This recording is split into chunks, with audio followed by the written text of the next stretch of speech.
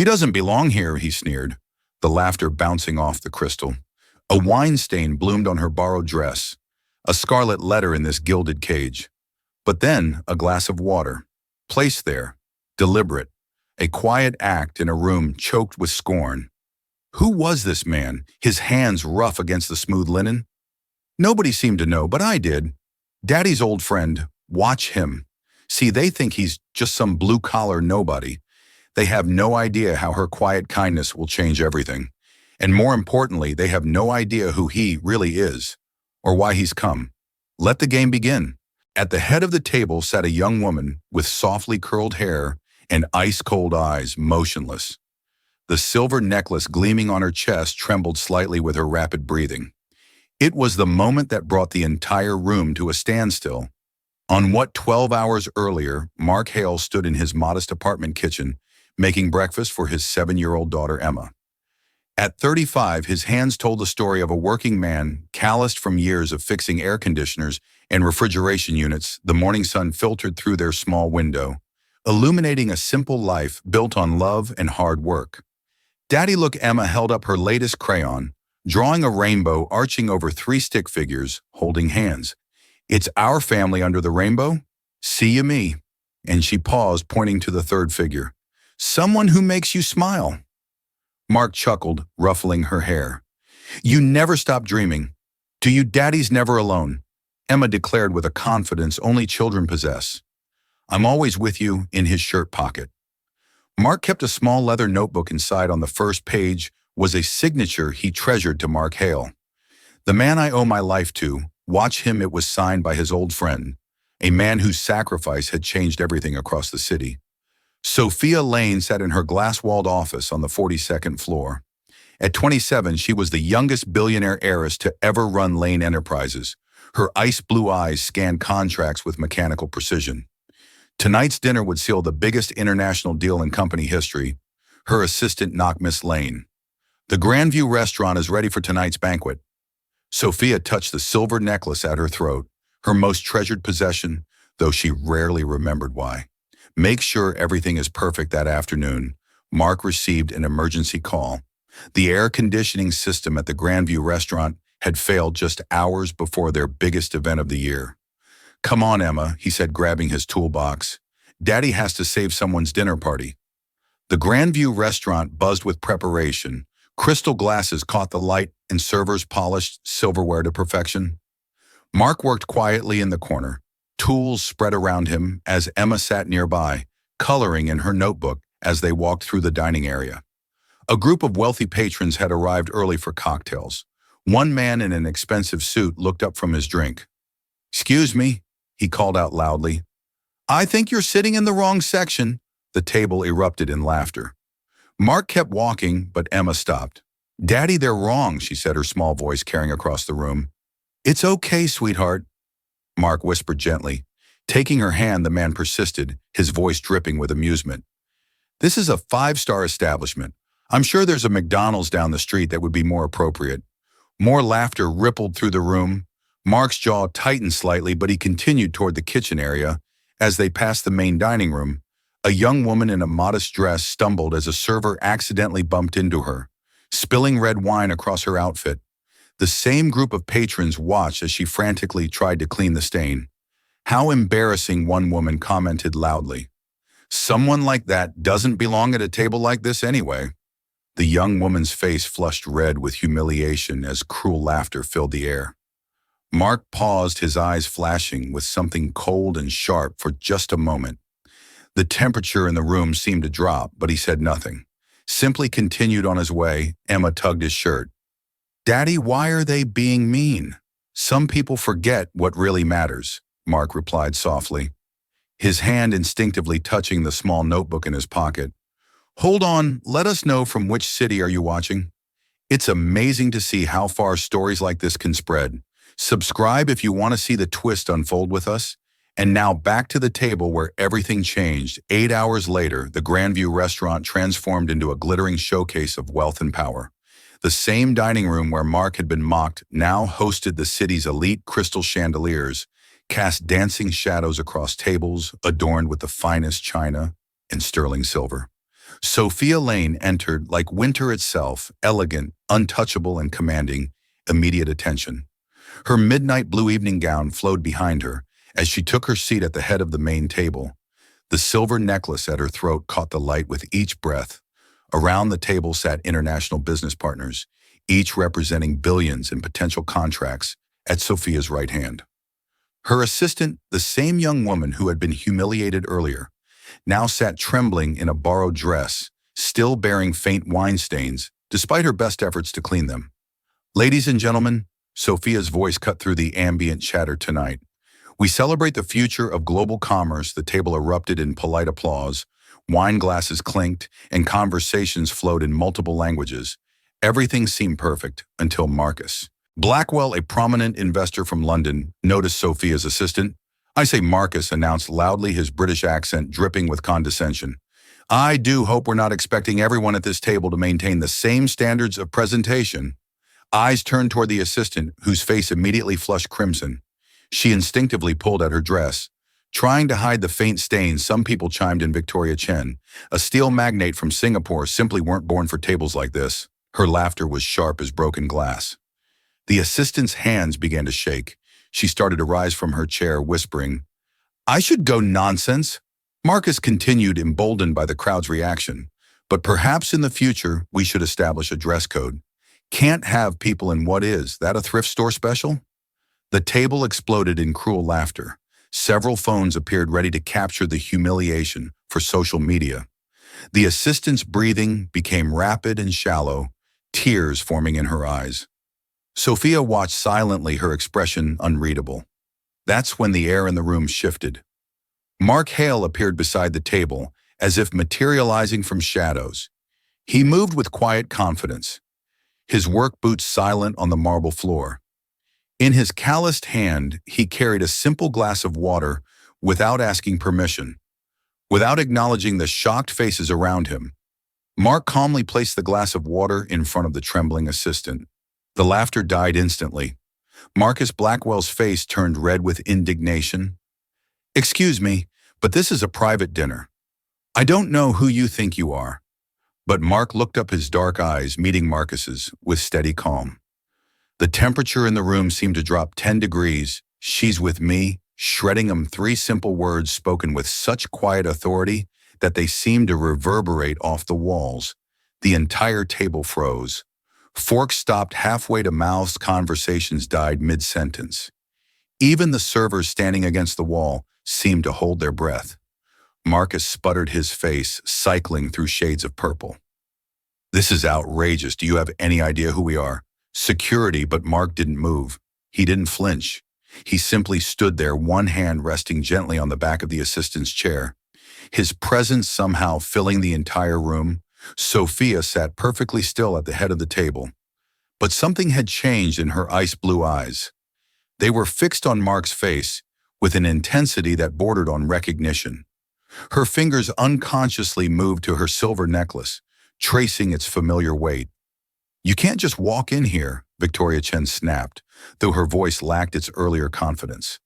This is a business dinner for serious people. Ahia, Mark's gaze shifted to her, and she actually leaned back in her chair. I am serious, he said quietly. More serious than you know. The assistant looked up at Mark with wonder and gratitude, but he kept his eyes on the table of powerful people who suddenly seemed much smaller. Marcus stood up, his chair scraping loudly against the floor. I demand to know who you think you are. What gives you the right to interrupt our dinner for the first time? Mark smiled, but it wasn't a warm expression. I'm someone who keeps his promises, someone who understands what real worth looks like. Sophia's breathing became shallow. There was something about his voice, something familiar that sent chills down her spine. The way he stood, the quiet confidence, the protective stance, it stirred memories she thought she had buried. This is absurd, Marcus declared, but his voice cracked slightly. I'm calling the police, go ahead. Mark replied calmly. But first you might want to ask your host who she thinks belongs at this table. All eyes turned to Sophia. She sat frozen, her pale fingers now gripping her necklace so tightly her knuckles were white. Her mind raced through fragments of memory, a younger voice, a protective presence, someone who had once stood between her and danger. Just like this, the silence stretched until it became unbearable. Phone cameras captured every second of the standoff. The assistant had stopped crying and now looked between Mark and Sophia with growing amazement. Finally, Marcus broke the silence with a nervous laugh. "Well, I never, this is the most ridiculous enough." Sophia's voice cut through his bluster like a blade. Everyone turned to her. She was still staring at Mark, her eyes wide with something between shock and recognition. "I think," she said slowly, her voice barely above a whisper, "we need to pause this dinner, and if you heard someone say she's with me in that moment, would you trust or doubt him? Comment, trust or doubt." The silence in the dining room was deafening, Sophia's request to pause. The dinner hung in the air like a challenge. Every eye was fixed on the young billionaire heiress as she slowly rose from her chair, her silver necklace catching the chandelier light. "Everyone, please." Sophia's voice was steady but strained. "I need a moment to address something important." Marcus Blackwell's face was red with indignation. "Sophia, surely you're not going to let this maintenance worker disrupt our Mr. Blackwell." Sophia cut him off, her ice blue eyes never leaving Mark's face. "I suggest you sit down." The authority in her voice was absolute. Marcus reluctantly took his seat, muttering under his breath about proper protocol and security breaches. Mark stood perfectly still beside the assistant's chair. His weathered hands relaxed at his sides, but there was something in his posture, a quiet strength that seemed to fill the entire room. He watched Sophia with patient eyes as if he had been waiting for this moment for years. Sir, Sophia addressed him directly for the first time, her voice barely above a whisper. "Would you mind telling me your name?" "Mark Hale," he replied simply. The name hit Sophia like a physical blow. Her hand flew to her necklace, gripping it so tightly that her knuckles turned white. Several guests noticed her reaction and leaned forward with curiosity. "Mark Hale," she repeated, testing the name on her lips like a prayer. She had forgotten how to say, slowly, deliberately. Mark reached into his shirt pocket and withdrew a small, worn leather notebook. The sight of it made Sophia's breathing catching her throat. "I believe," Mark said quietly, "this might mean something to you." He opened the notebook to the first page and held it up for her to see. Even from across the table, Sophia could make out the familiar handwriting that had haunted her dreams for years. The entire table strained to see what was written there, but only Sophia could read the words that changed everything. To Mark Hale. "The man I owe my life to." The signature below was unmistakable, Richard Lane. Her father, Sophia's legs gave out, and she collapsed back into her chair. The color drained from her face as memories flooded back, fragments of a night she had tried so hard to forget, rain-twisted metal. Her father's voice calling for help, and another voice calm and strong saying, "I've got you. You're safe now." "Oh my God," she whispered. Her voice breaking, the table erupted in confused murmurs. Victoria Chen leaned toward Marcus, whispering urgently, "What's happening? Who is this man?" But Sophia only had eyes for Mark, with trembling fingers. She reached up and unclasped her silver necklace. The one piece of jewelry she never removed. She held it up to the light, and everyone could see it was actually a locket. 15 years ago, she said, her voice growing stronger with each word. "My father and I were in a car accident. Our car went off a bridge during a storm. We should have died." The room was completely silent now. Even the servers had stopped moving. A man jumped into that freezing water. Sophia continued, her eyes locked on Mark's face. "He pulled us both out. He saved our lives, and then he disappeared before we could properly thank him." Mark's expression remained calm, but there was something softer in his eyes now. "My father searched for months trying to find our rescuer." Sophia went on, "He only knew his name was Mark before Dad died. 5 years ago, he made me promise that if I ever found this man, I would make sure he knew how grateful we were." She opened the locket, revealing a tiny photograph inside, a picture of her as a 12-year-old girl standing next to her father, both of them smiling despite visible bandages and bruises. "He gave me this locket," she said, "and told me it would help me recognize the man who saved us. He said I would know him by his eyes that had seen darkness, but chose to bring light." Marcus Blackwell sputtered, This is incredible. "Do you mean to say that this man saved the founder of Lane Enterprises?" Sophia finished, "Save the man who built this company from nothing? Saved me." The revelation hit the table like a thunderbolt. Phones appeared again, but this time to capture something miraculous rather than cruel. The same people who had mocked Mark minutes earlier now stared at him with a mixture of awe and shame. Victoria Chen was the first to stand, her voice small and mortified. "Mr. Hale, we had no idea. Please accept my deepest apologies, one by one." The other guests began to rise. The assistant, who had been humiliated, looked up at Mark with tears of gratitude streaming down her face. But Mark's attention was elsewhere in the corner of the dining room. Little Emma had appeared, having wandered from the kitchen area where she had been coloring. She held up a fresh crayon, drawing a simple picture of a man in work clothes standing next to a woman wearing a silver necklace. Daddy, Emma called out innocently, "I drew you with the pretty lady who has the same necklace I put in my picture." The entire table turned to look at the 7-year-old girl, then back at the drawing, then at Sophia's necklace. The coincidence was impossible to ignore. Sophia looked at the child's artwork and felt her heart skip a beat. In the drawing, the woman's necklace was clearly visible, drawn with surprising accuracy for a child's work. "How did you?" Sophia started to ask, but Emma had already skipped back toward the kitchen. Mark watched his daughter go, with a gentle smile, then turned back to face the room full of people who had completely misjudged him. Sometimes, he said quietly, "the most important things in life aren't written in contracts or measured in dollars." The macro spike had hit its peak, but everyone in the room sensed that the biggest revelations were still to come. The dining room buzzed with whispered conversations as the magnitude of the revelation sank in. But not everyone was ready to accept this dramatic turn of events. Marcus Blackwell, his pride wounded and his authority challenged, stood up abruptly. His face was flushed with embarrassment and anger at being made to look foolish in front of international partners. "Now wait just a minute," he declared, his voice cutting through the amazed murmurs. "This is all very touching, but we're here for business, not fairy tales. Anyone can carry around an old notebook with a signature." The table fell silent again, tension crackling in the air. Mark turned his calm gaze toward Marcus but said nothing. "I mean, really," Marcus continued, emboldened by what he mistook for weakness. "What proof do we have that this story is even true?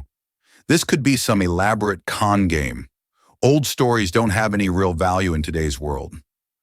Victoria Chen shifted uncomfortably in her seat, clearly wanting to distance herself from Marcus's words, but he pressed on. "We're supposed to believe that this maintenance worker is some kind of hero, that he deserves to be treated like royalty because of something that supposedly happened 15 years ago." The cruel laughter that had filled the room earlier was gone, replaced by an uncomfortable silence. Even Marcus's own associates looked embarrassed by his outburst. Mark stepped forward slightly, his voice remaining perfectly calm. "You're right about one thing. Mr. Blackwell, value isn't measured by old stories." Marcus smirked, thinking he had won the argument. "Value," Mark continued, "is measured by who was willing to risk their life to save the man who built this company, who chose to act when action mattered most." Sophie had been sitting in stunned silence, but now she reached into her purse with trembling hands. She withdrew a leather portfolio, one she carried everywhere, but rarely opened. "My father," she said, her voice growing stronger, "left me more than just a company. When he died, he left me instructions." She opened the portfolio, revealing several documents in protective sleeves. The top page was clearly visible to everyone at the table. It was a handwritten letter in Richard Lane's distinctive script. "This is his final letter to me," Sophia continued, her eyes scanning the familiar words. "He wrote it just before he passed away. He made me promise to keep it with me always until I found the right moment to read it aloud." Marcus's confidence began to waver. "Sophia, surely you're not going to," he wrote. Sophia interrupted, her voice now carrying the full authority of her position.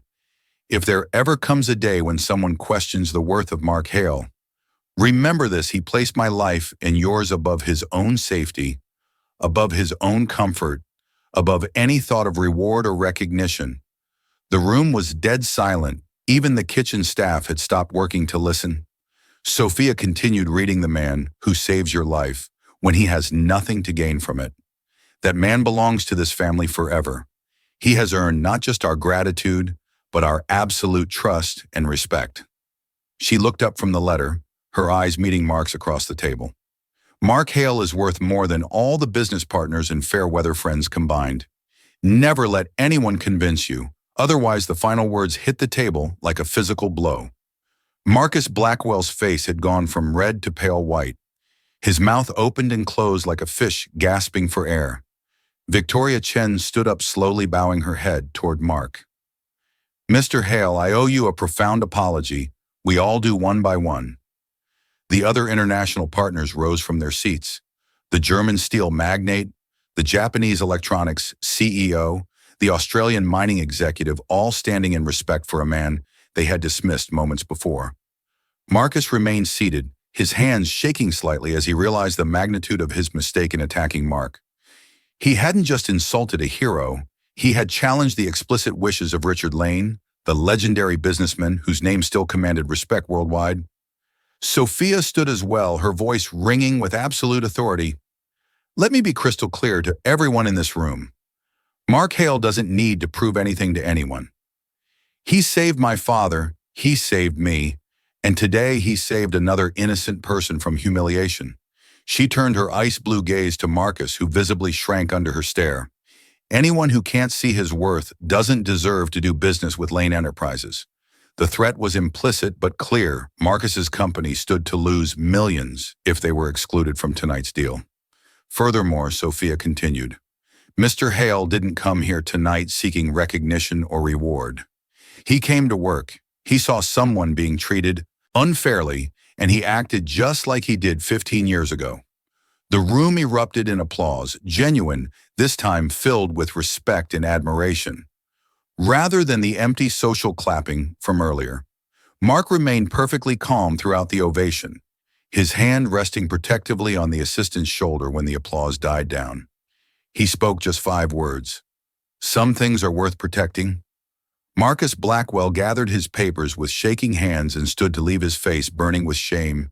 As he walked toward the exit, his footsteps echoed loudly in the now reverent silence.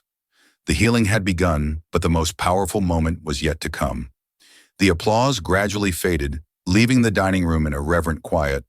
The international partners remained standing, their faces reflecting newfound respect and understanding. But Mark Hale had no interest in basking in their admiration. Without a word, he gently helped the assistant to her feet. She looked up at him with tears of gratitude streaming down her cheeks, but he simply nodded, a quiet acknowledgement that no thanks were necessary. Mark turned toward the kitchen area where Emma was waiting, her small hand clutching her crayon box. She looked up at him with innocent eyes, completely unaware of the drama that had just unfolded. "Ready to go home, sweetheart?" he asked softly. "Yes, Daddy," Emma replied, slipping her tiny hand into his calloused one as they walked toward the exit. Mark paused beside Sophia's chair. The billionaire heiress sat frozen, watching him with an expression caught between wonder and desperate hope. Her silver necklace caught the light one final time from her crayon box. Emma pulled out her latest drawing, the one she had been working on in the kitchen. It showed a man in simple clothes holding hands with a little girl under a bright rainbow. Beside them stood a woman wearing a silver necklace, her crayon-drawn face smiling. Without saying a single word, Mark placed the drawing gently on the table in front of Sophia. Emma looked up at the elegant woman and whispered, "You look sad, but in my picture, you're happy." Sophia's breath caught in her throat as she stared at the simple artwork. The drawing showed something she had almost forgotten how to believe in: hope, connection, the possibility of healing. When she looked up to respond, Mark and Emma were already walking away. Their footsteps echoed softly across the marble floor as they headed toward the restaurant's exit, leaving behind the world of crystal chandeliers and billion-dollar deals. Sophia watched them go, the crayon drawing. Trembling in her hands, tears ran down her cheeks as she studied the child's innocent vision of what could be a man, a woman, and a little girl, all connected under a rainbow of possibility. The dining room's golden light reflected off the drawing, making the waxy colors seem to glow with life. Sophia sat alone at the head of the table, surrounded by wealth and power, yet feeling more moved by a simple crayon drawing than by all the contracts and business deals in the world.